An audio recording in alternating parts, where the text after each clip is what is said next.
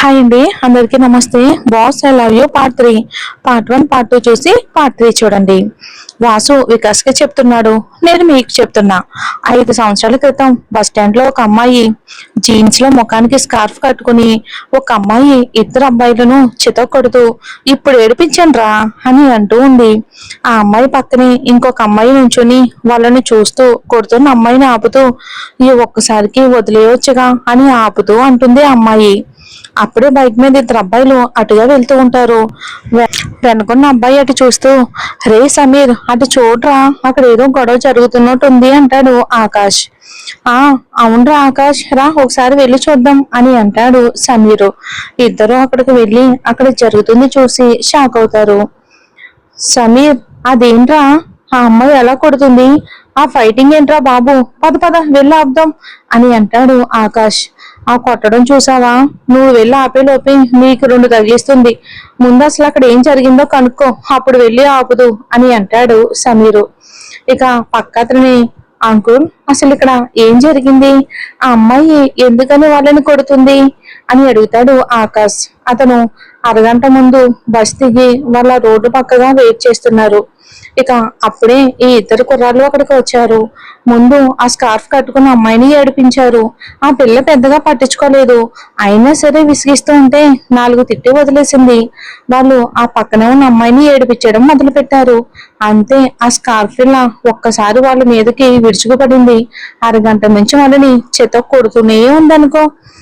నా ఫ్రెండ్ ని ఏడిపిస్తారా అని కొట్టిన చోట కొట్టకుండా కొడుతుంది అంటాడు అతను.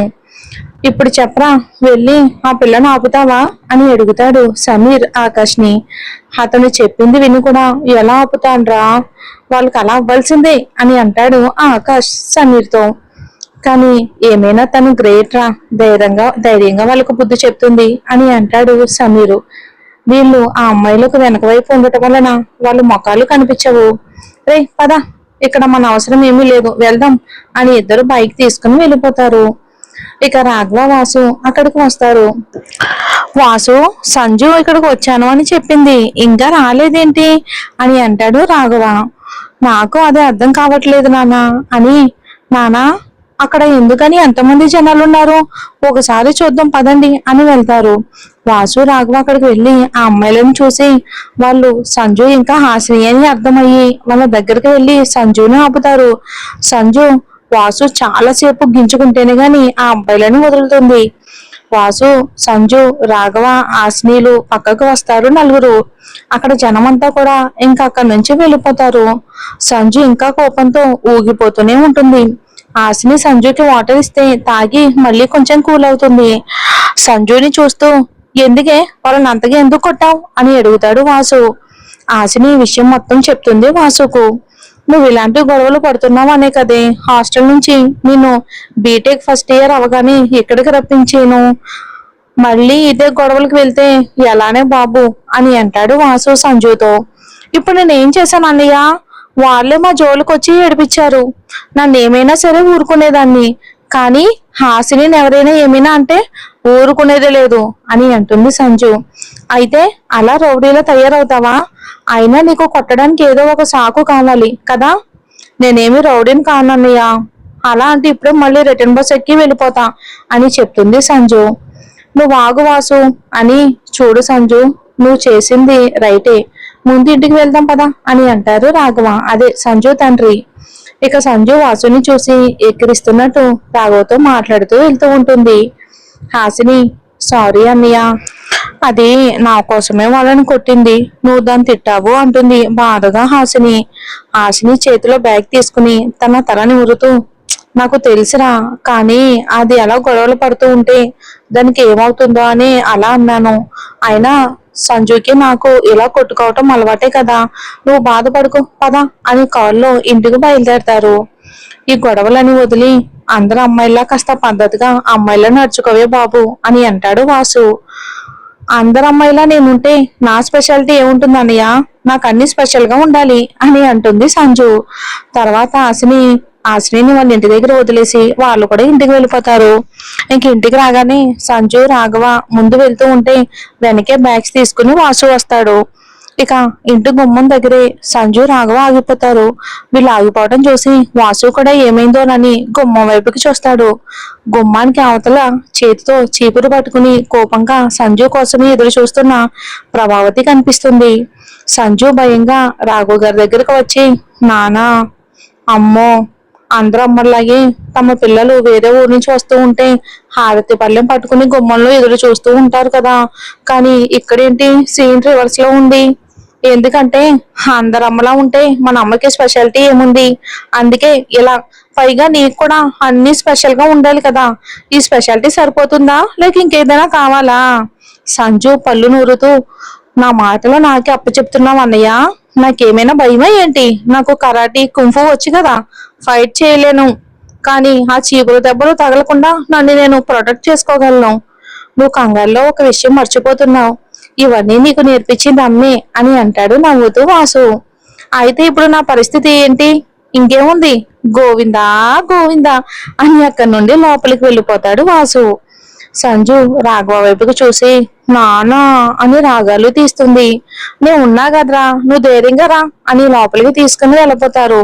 ఈ లోపు ప్రభ సంజు దగ్గరకు వస్తుంది. అంతే, సంజు రాఘవను వదిలి ప్రభాను ఇల్లంతా తిప్పుతుంది. సంజు, దొరకావో రెండే పడతాయి, నేను వచ్చాను, ఇంకా మీ నాన్న కూడా ఆపలేరు అంటూ సంజు వెంటే పడతారు తన తల్లి. అమ్మో, నేను దొరకను, రెండిట్లో ఏదైనా దెబ్బలు ఖాయం అని ఇల్లంతా తిరుగుతూ ఉంటుంది సంజు.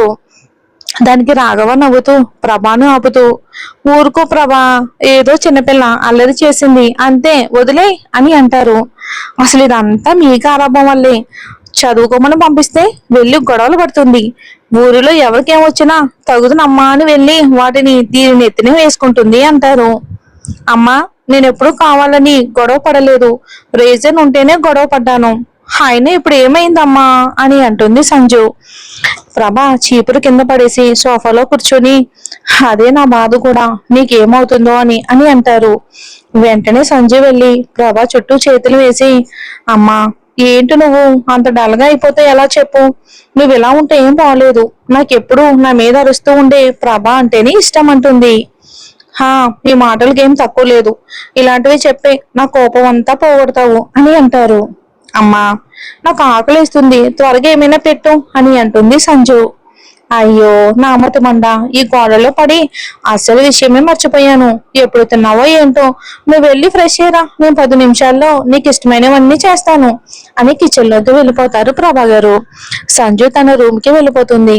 సంజు రెడీ అయ్యి డైనింగ్ టేబుల్ దగ్గరకు వస్తుంది. రాఘవ వాసు కూడా వస్తారు. ప్రభా అందరికి వడ్డిస్తుంది. అమ్మా, వంటలన్నీ సూపర్ గా ఉన్నాయి అని అంటూ తింటుంది సంజు హ్యాపీగా. సంజు, రేపటి నుంచి కాలేజ్కి వెళ్తున్నావు కదూ అని అడుగుతారు రాఘవ్ గారు.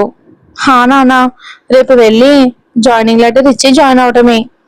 వాసు, రేపు దగ్గరుండి సంజుని హాసిని కాలేజీలో జాయిన్ చేయి. లేదు నానా, నేను హాసిని వెళ్ళి జాయిన్ అవుతాము. ఇంకా అని వాసు వైపుకి చూసి, నేను నీ చెల్లినని ఎవరికి చెప్పకన్నయ్యా. ఎందుకు సంజు, ఎందుకు చెప్పొద్దు? చెప్తే ఏమవుతుంది అంటాడు వాసు. మీ గ్యాంగ్ అంటే కాలేజ్ అందరికి భయం కదన్నయ్యా. నేను నీ చెల్లిని అని తెలిస్తే నా దగ్గరికి ఎవరూ రారు. పైగా నువ్వు కాలేజ్ టాపర్వి. నీ చెల్లిని అని కాకుండా మనకంటూ ఒక పేరు కూడా రావాలి. అది నీ వల్ల వద్దు, అందుకే ప్లీజ్. సరేలే, నీ ఇష్టం, కానీ గొడవలు మాత్రం పడొద్దు. ఇంకా కాలేజీలో మా 3 years లోని ప్రీతి అని అమ్మాయి ఉంటుంది. దానికి చాలా ఈగో ఎక్కువ.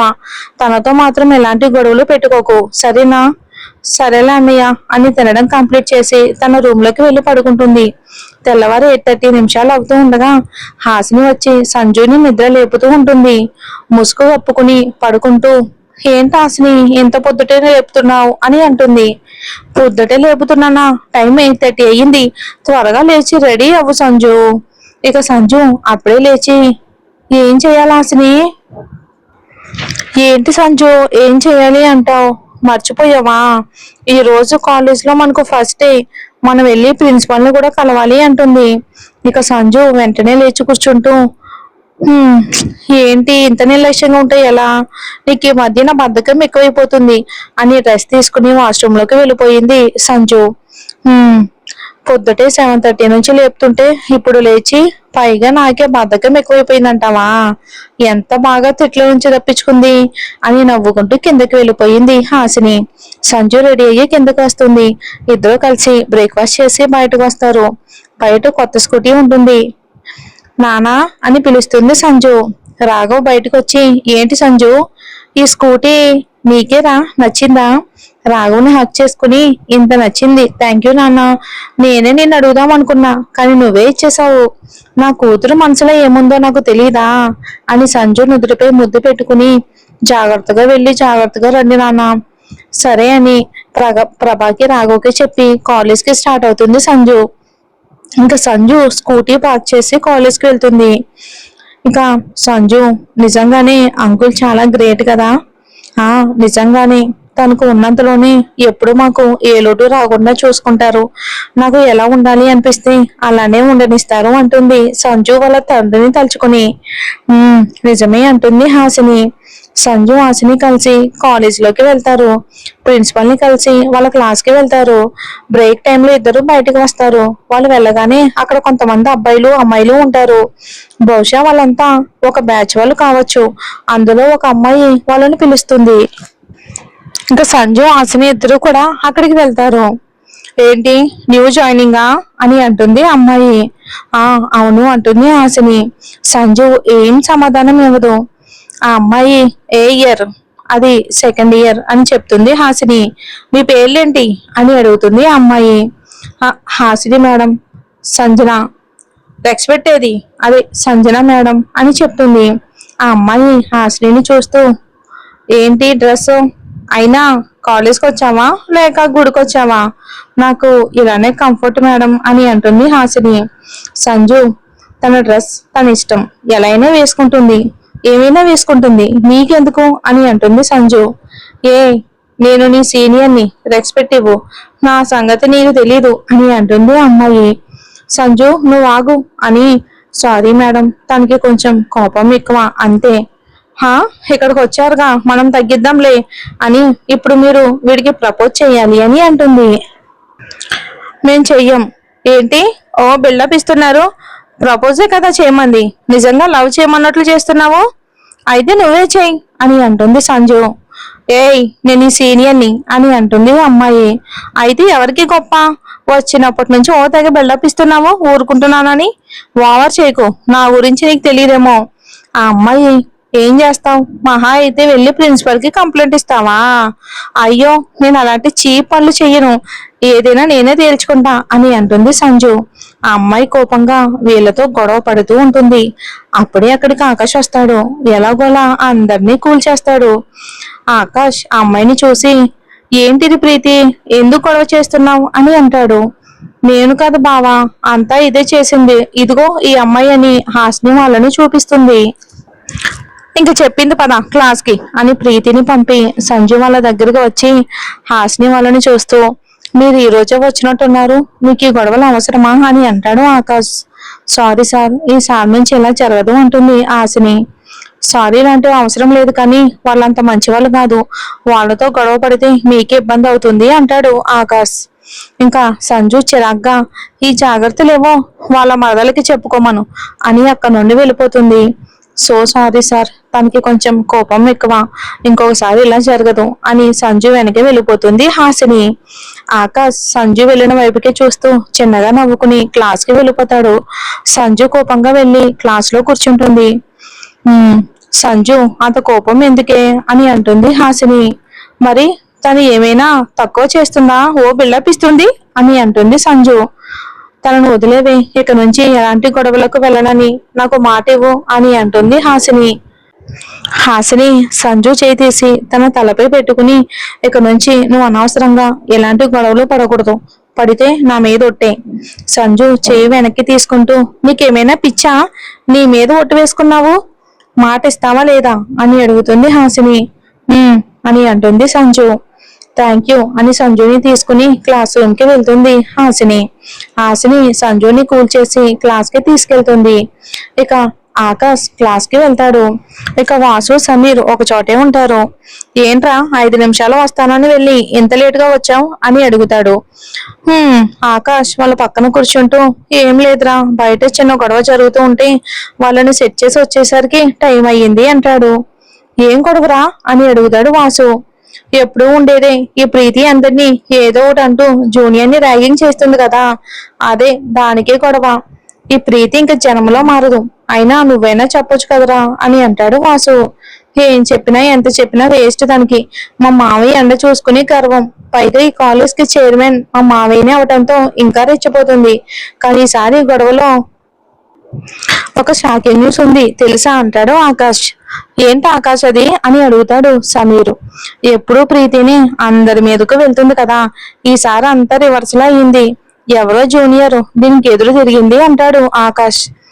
ఇక ఆకాష్ జూనియర్ అనగానే సంజు మీద డౌట్ వచ్చి, "ఏ ఇయర్ రా?" "సెకండ్ ఇయర్ అనుకుంటా. తన పక్కన ఇంకొక అమ్మాయి కూడా ఉంది. మేబీ తన ఫ్రెండ్ అనుకుంటా" అని. "నిజంగా ఆ అమ్మాయి చాలా ధైర్యం కలది. ప్రీతికి ఎదురు మాట్లాడింది" అంటాడు ఆకాష్. ఇక వాసు మనసులో, ఖచ్చితంగా సంజునే అయి ఉంటుంది. దీనికి చిలక్క చెప్పినట్టు చెప్పిన అయినా ప్రీతితో గొడవ పెట్టుకుంది ఇప్పుడు. ఈ ప్రీతి ఎలా రియాక్ట్ అవుతుందో ఏంటో అనుకుని ఆలోచిస్తూ ఉంటాడు వాసు. ఇక ఆకాష్ వాసుని చూస్తూ, "ఏం ఆలోచిస్తున్నావు వాసు?" అంటాడు. "ఏం లేదురా ఆకాష్, అయినా తనకు అవసరమా సీనియర్ తో గొడవలు" అని అంటాడు. సమీర్, "అలా అంటావేంటి వాసు? ఎవరినైనా సరే వాళ్ళు తప్పు చేస్తే తప్పు అని చెప్పడం మంచిదే కదా. ఎన్ని రోజులు ఇంకా ప్రీతి గొడవ పడుతూ ఉండాలి? నన్ను ఎలాగో నువ్వు చెప్పనివ్వవు" అని అంటాడు సమీర్. "అది కాదు సమీర్, ఆ ప్రీతి అసలే మంచిది కాదు. అలాంటి వాళ్ళతో గొడవలు మంచివి కావు కదా." సమీర్, "ఏం కాదు, ఇంతవరకు ఆ ప్రీతికి ఎదురు చెప్పేవాళ్ళు ఎవరూ లేక అలా చేస్తుంది. ఇప్పుడు ఒకరు ఎదురు తిరిగారు, ఇక నుంచి కొంచెం తగ్గి ఉంటుంది" అంటాడు. "పోనీ మంచిదే కదా, ఇక ఈ టాపిక్ వదిలేయ్" అని సార్ రావటంతో క్లాస్ కి వెళ్తారు అంతా. మధ్యాహ్నం క్యాంటీన్ లో ప్రీతి అలాగే తన ఫ్రెండ్స్ తో కలిసి లంచ్ చేస్తూ ఉంటారు. ప్రీతి మాత్రం ఏం తినకుండా అలానే కోపంగా కూర్చుని ఉంటుంది. ఫ్రెండ్ నెంబర్ 1, "ఏంటి ప్రీతి, ఏం తినకుండా ఏం ఆలోచిస్తున్నావు?" ఆ ఆ సంజన గురించి." ఫ్రెండ్ నెంబర్ 2, "ఇప్పుడు దాని గురించి ఏం ఆలోచిస్తున్నావు?" అని అంటుంది. "దానికి చాలా పవరు. ఎంత లేకపోతే నాతోనే గొడవపడి మా బావతో నన్ను తిట్టించి ఎలా వెళ్ళిపోయిందో చూసావుగా, అందుకని దాని పొగరు ఎలా దించాలో ఆలోచిస్తున్నా" అని అంటుంది ప్రీతి. ఫ్రెండ్ నెంబర్ 1, "అంత పొగరు ఉన్న దానితో నీకెందుకు ప్రీతి, వదిలేయవచ్చుగా" అని అంటుంది. "ఏంటి వదిలేది, దాన్ని ఇప్పుడు వదిలేస్తే అందరూ దాని ధైర్యం చూసి నా మాట వినరు.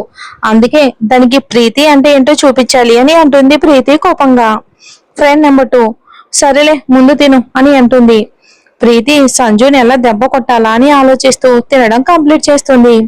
కాలేజ్ మొత్తం సంజు ప్రీతి గురించే మాట్లాడుకుంటున్నారు. సంజు అవేవి పెద్దగా పట్టించుకోకుండా ఆశ్రయిని తీసుకుని ఇంటికి వెళ్ళిపోతుంది. సంజు ఇంటికి వస్తుంది. ఇంట్లోకి వెళ్ళేసరికి వాసు సంజు కోసం చూస్తూ కనిపిస్తాడు. సంజు మెల్లగా అడుగు వేస్తూ తన రూమ్ కి వెళ్ళబోతుంది. సంజుని చూసి కొంచెం కోపంగా, "సంజన" అని పిలుస్తాడు వాసు. సంజుకి తెలుసు కోపంలో ఉంటేనే కానీ వాసు తనని సంజు అని పిలుస్తాడు అని. సంజు వెనక్కి తిరిగి, ఏంటన్నయ్య" అంటుంది. వాసు పిలుపుకు ప్రభా కిచెన్ లో నుంచి బయటికి వస్తుంది. ఏం జరిగిందోనని. "కాలేజీలో ఏం చేసావు?" అని అడుగుతాడు వాసు. నేనేం చేశాను అన్నయ్య? కాలేజ్ కి వెళ్ళి జాయిన్ అయ్యి బుద్ధిగా క్లాస్ విని వచ్చాను అంతే అంటుంది సంజు. సంజన, జోక్స్ వద్దు.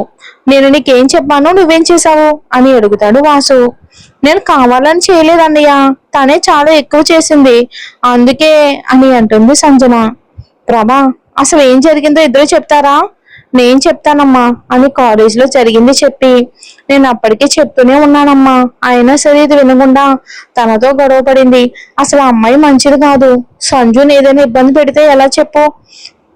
ప్రభా సంజుని చూస్తూ, "ఎందుకు సంజు, అన్నయ్య నీ మంచి కోసమే చెప్పాడు కదా, నువ్వు ఇలా ఎందుకు తయారవుతున్నావే? నిన్ను హైదరాబాద్ నుంచి ఇక్కడికి తీసుకొచ్చింది ఎందుకే" అని అంటుంది. "సంజు, ఇదే లాస్ట్ అండ్ ఫైనల్. ఇంకొకసారి ఇలా గొడవలు పడినా నా మాట వినకపోయినా బాగోదు" అంటాడు వాసు. అందరూ నన్నే అంటారు తప్ప నన్ను ఎవ్వరూ అర్థం చేసుకోలేరు. నేనంటే ఎవ్వరికి ఇష్టం లేదు అని తన రూమ్ లోకి వెళ్ళిపోతుంది సంజు. వాసు కూడా తన రూమ్ లోకి వెళ్ళిపోతాడు. కాసేపటికి సంజునే వస్తుందని వంట చేయడానికి ప్రభా కిచెన్ లోకి వెళ్ళిపోతారు.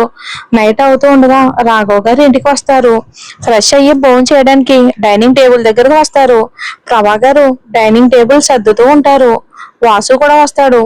సంజు గురించి చూస్తూ, అదేంటి ప్రభా సంజు ఇంకా రాలేదు అని అడుగుతారు రాఘవ్ గారు.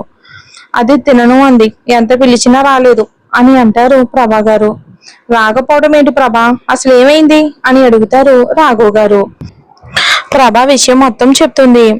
నేను వచ్చే వరకు ఆగాల్సింది కదా అని నేను పిలుస్తాను అని లేవబోతూ ఉంటే రాఘవ్ నాపి, మీరు ఉండండి నాన్న, తను అలిగింది నా వల్లే కదా, నేనే వెళ్ళి తినిపిస్తాను అని ప్లేట్లో అన్నం పెట్టుకుని సంజు రూమ్ కి వెళ్తాడు వాసు. రాఘవ ప్రభా కూడా వాసు వెనకాలే వెళ్ళి గది బయటే ఉండి వాళ్ళని చూస్తూ ఉంటారు. ఇక వాసు వెళ్ళి సంజుకి ప్లేట్ ఇచ్చి తిను సంజు అని అంటాడు. సంజు నిన్నే, నువ్వు ఆకలికి ఆగలేవు అని నాకు తెలుసు, ముందు అన్నం తిను, తర్వాత ఎంతసేపు కావాలని అలగొచ్చు అని అంటాడు వాసు. నాకెవ్వరి మీద అలకలేదు, అలాగే ఆకలి కూడా లేదు అంటుంది సంజు. అన్నం కలిపి సంజు నోటి దగ్గర పెడతాడు వాసు. సంజు తినకుండా ముఖం పక్కకు తిప్పేసుకుంటుంది. నాకు ఆకలిగా లేదు అని చెప్పాను కదా అని అంటుంది సంజు. సంజు మొండికేయకు, సారీ నాదే తప్పు, నీకు నెమ్మదిగా చెప్పుండాల్సింది అంటాడు. నాకెవ్వరు సారీలు అవసరం లేదు అని అంటుంది. సారీ అన్నా కదా సంజు, పోనీ చెవులు పట్టుకోనా అని ఒక చేతితో చెవి పట్టుకుంటాడు వాసు. సంజు వాసు చేతిని తీస్తూ, ఏంటనేది, నేనేమి ఫీల్ కాలేదు, నువ్వు ఇలా చేయకు అని అంటుంది సంజు. అయితే నువ్వు అన్నం తిను అని పెడతాడు ప్రేమగా. మరి తినాలంటే నాదొక కండిషన్ అని అంటుంది సంజు. ఏంటో చెప్పు సంజు అంటాడు వాసు. నన్ను ఇప్పుడు బయటికి తీసుకుని వెళ్ళాలి, అంతేకాదు నాకు నీ బైక్ ఒకసారి ఇవ్వాలి నేను డ్రైవ్ చేయడానికి అని అంటుంది సంజు. వాసుకి సంజు చెప్పడం చూస్తూ ఉంటే భలే నవ్వు వస్తుంది. చిన్నప్పుడు కూడా ఏదైనా గొడవ అయినా ఒకవేళ ప్రభా తిట్టినా సరే వాసు సారీ చెప్తే ఇంకెలానే నాకు చాక్లెట్ కావాలి, బొమ్మలు కావాలి అని అడిగేది. ఇప్పుడు కూడా అలానే అడిగేసరికి నవ్వు వచ్చి సరే అని, నాది కూడా ఒక కండిషన్ అంటాడు వాసు. ఏంటన్నయ్య అంటుంది సంజు. సంజు చేతిని తీసుకుని తన తలపై ఒట్టు పెట్టుకుని, నువ్వు ఆ ప్రీతితో అనవసరమైన గొడవలకు వెళ్ళను అని నా మీద ఒట్టు వేయి అని అంటాడు వాసు. సంజు తన చేతిని వెనక్కి తీసుకుని, నీకేమైనా పిచ్చి అన్నయ్య, అక్కడ ఆ ఆశని కూడా అంతే, ఇక్కడ నువ్వు కూడా అంతే, అయినా ఎందుకు ఇలా చేస్తున్నారు అని అంటుంది సంజు. మేము ఏం చేసినా అంతా నీ గురించి సంజు, నువ్వు ఎలాంటి ప్రమాదంలో పడకూడదని మాట ఇవ్వు అంటున్నాను. వాళ్ళకి తన మీద ఉన్న ప్రేమకి సంతోషపడుతూ సరే అంటుంది సంజు. హ్యాపీగా ఫీల్ అయ్యి సంజుకి తినిపిస్తాడు వాసు. సంజు కూడా వాసుకి తినిపిస్తుంది. వాళ్ళని చూస్తూ ఉంటే ప్రభాకి రాఘవ్కి కంట్లో నీళ్ళు వస్తాయి. భగవంతుడా, నా పిల్లలు ఇలాగే ఎప్పుడు ఒకరికొకరు తోడుగా సంతోషంగా మా ఆయుష్ కూడా పోసుకుని కలకాలం చల్లగా ఉండేలా చూడు స్వామి అని కోరుకుంటుంది ప్రభ. ఇద్దరు అక్కడి నుంచి వెళ్ళిపోతారు. సంజు తిన్న తర్వాత సంజు వాసు కలిసి ప్రభాకి చెప్పి బయటికి వెళ్తారు. సంజు వాసు బైక్ నడుపుతూ ఉంటే వాసు సంజు స్కూటీ తీసుకుంటారు. సంజు హెల్మెట్ పెట్టుకుని వాసు బైక్ నడుపుతుంది. వాసుకి ఏదో ఫోన్ వస్తే స్కూటీ సైడ్ కి ఆపుతాడు. సంజు వాసు నొప్పించి కొంత దూరం డ్రైవ్ చేసి మళ్ళీ రిటర్న్ అవుతుంది. ఇంతలో ఒక అతను బైక్ డ్రైవ్ చేస్తూ అనుకోకుండా సంజు అడ్డు రావడంతో సంజుకి డాష్ ఇస్తాడు. సంజు కింద పడుతుంది. హెల్మెట్ ఉండడం వలన తనకి ఏమీ కాదు. డాష్ ఇచ్చిన అతను సంజు దగ్గరకు వచ్చి సంజుని చూస్తూ, సారీ అండి, అనుకోకుండా వచ్చేసరికి డాష్ ఇచ్చాను, దెబ్బలేమీ తగలలేదు కదా అని అంటాడు. సంజు చెయ్యకుండా కోపంగా అతని వైపుకు చూస్తూ, నీకు అసలు బైక్ డ్రైవ్ చేయడం వచ్చా, లైసెన్స్ ఉందా, అలానే అందరినీ గుద్దుకుని వెళ్తావా అంటుంది. అతను కోపంగా, హలో మిస్ హోల్డెన్, పోనీలే పడ్డావు కదా, దెబ్బలు ఏమైనా తగిలాయేమోనని, నా తప్పు లేకపోయినా సారీ చెప్తే ఓ వాగుతున్నావు, అసలు నీకు లైసెన్స్ ఉందా అని, ఈ బైక్ నా ఫ్రెండ్ లాగా ఉందే, ఇది నీదేనా అని అంటాడు. సంజు కోపంగా, ఈ ప్రపంచంలో ఇలాంటి బైక్ నీ ఫ్రెండ్ ఒకడే కొంటాడా, వేరే ఎవరు కొనరా, ఇది నా బైక్ అని అంటుంది. అతను తన హెల్మెట్ తీసి, నేను జస్ట్ అడిగానంతే, దానికి ఎందుకు ఇంత అరుస్తున్నావు అని అంటాడు. సంజుకి అతని మాటలు ఏవీ వినిపించడం లేదు. తన ముఖం చూస్తూ ఉండిపోయింది. నేను ఇక్కడ ఎలా అరుస్తూ ఉంటే పట్టించుకోకుండా నువ్వు ఎటు చూస్తున్నావు, అని సంజు హెల్మెట్ తీయబోతాడు. సంజు వెంటనే లేస్తూ సారీ అండి, చూసుకోలేదు, తప్పు నాదే, ఐఎమ్ సారీ అని లేచి బైక్ తీసుకుని ఫాస్ట్ గా అక్కడి నుంచి వెళ్ళిపోతుంది. అతను సంజు వెళ్ళిన వైపుకి చూస్తూ ఏంటి అమ్మాయి అప్పుడే కోపంగా ఉంది, అంతలోనే సైలెంట్ అయ్యి సారీ చెప్పి అలా వెళ్ళిపోయింది అని అనుకుని తన బైక్ తీసుకుని వెళ్ళిపోతాడు. ఇంకా సంజు డ్రైవ్ చేస్తూ ఏమైంది నాకు అసలు, అతన్ని చూసి అంతవరకు ఉన్న కోపం ఏమైపోయింది, నేను తనకి సారీ చెప్పడం ఏంటి అని అనుకుంటూ వాసు దగ్గరకు వస్తుంది. ఇక వాసుతో కలిసి ఇంటికి వెళ్ళిపోతుంది. బహుశా అతను సమీర్ అయి ఉండొచ్చు. మరి స్టోరీ నచ్చితే లైక్ చేయండి. నెక్స్ట్ ఎపిసోడ్ కూడా ఇస్తాను, ఒక 1 day 2 days లో, లేదంటే రేపు ఇవ్వడానికి ట్రై చేస్తాను.